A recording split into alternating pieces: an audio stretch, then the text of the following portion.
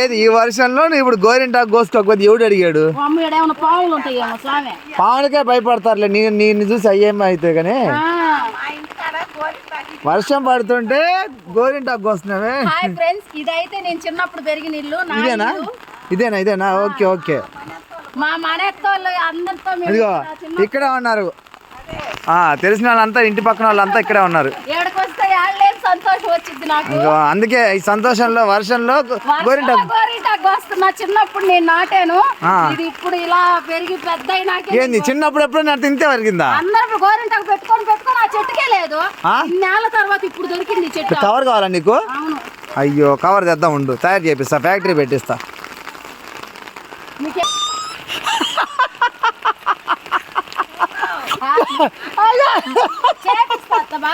అయ్యో అయ్యో